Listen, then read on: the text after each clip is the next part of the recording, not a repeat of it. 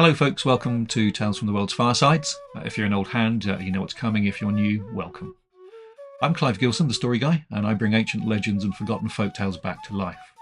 Today's story is Paricaca. It's an Andean or Inca tale originating from Peru's central highlands, and it's packed with the usual magic, mystery and surprise. So hit the like button if you can, grab a cup of tea or coffee, and let's dive right in. Paricaca. Once upon a time there lived a mighty spirit named Paricaca. He had once been a humble mortal, but through the grace of the gods and the force of his own will he had risen to great power. Having performed many miracles, he set forth on a journey determined to carve his name into legend with deeds of might and wonder. His travels led him to a village that lay trembling beneath the shadow of a mountain, a fearsome entity to whom the people sacrificed their children. Paricaca arrived on the eve of a grand festival. Music filled the air, and the villagers feasted beneath the star-dusted sky. Yet no one paid him any mind, for he was clad in tattered robes, his face streaked with dust from the road. He was offered neither food nor drink nor a kind word. At last, a young maiden, moved by his weary appearance, stepped forward. She placed a cup of chicha into his hands, her eyes filled with kindness. Paricaca took the drink gratefully, and as he set the cup aside, he spoke in a hushed voice. "Kind girl, your heart is pure, and for that I grant you a warning. Flee this village and seek shelter, for in 5 days it shall be no more. But speak not a word of this to anyone." The girl's heart trembled at his words, but she heeded them well, and as the 5th day dawned, Paricaca ascended a great hill and called forth the fury of the heavens. A storm of immense power swept across the land, sending torrents of water crashing through the streets. The village, with all its inhospitality and cold-heartedness, was swallowed whole, leaving naught but silence in its wake. Paricaca continued on his way, though, and soon he came to another village where the land lay parched and cracked beneath the cruel sun. It was here that he saw Suzo, a maiden of breathtaking beauty, weeping beside her withering maize fields.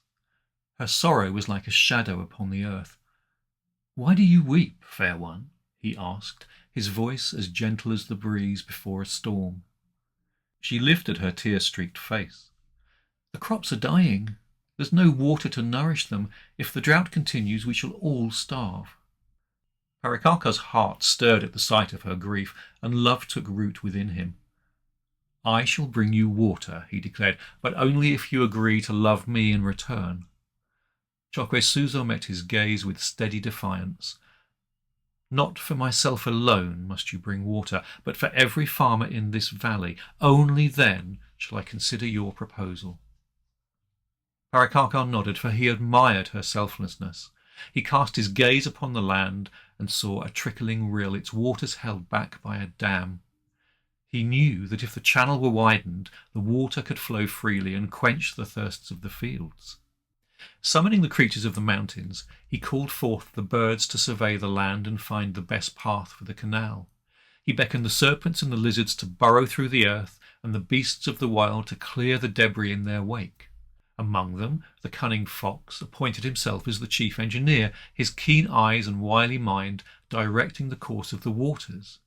With great care and labour they carved a mighty channel, and at last the water rushed forth, weaving like a silver ribbon through the valley and bringing life where once there had only been dust. At the heart of the village the water came to rest, and the crops flourished once more. The people rejoiced, and Suzo, true to her word, agreed to be Paricaca's love. But she had one request. "Take me to the summit of Yanakaca, where the winds are free and the sky stretches wide. Let us dwell there." And so they did. Atop the rocks of Yanakaca they lived in bliss, watching over the valley they had saved. But as time passed, Suzo spoke a wish from the depths of her soul. "I want to remain here forever, to watch over this land for all eternity." Paricaca, though filled with love, knew that mortal flesh was fleeting. And so, With a whisper of magic, he turned her into a stone, her form standing proudly at the head of the great canal, a guardian of the waters and the land that she had fought to save. And so the tale of Paricaca and Choquesuzo was woven into the whispers of the wind, carried from lips to ears through the ages, a story of love, sacrifice, and the power of a pure heart. And that's it for the tale of Paricaca. This particular tale was adapted from Lewis Spence's The Myths of Mexico and Peru, published in 1913.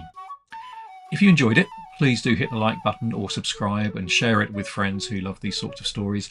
It really helps to keep these tales alive. And if you want more, then check out the collections from across the Americas and beyond at the link below.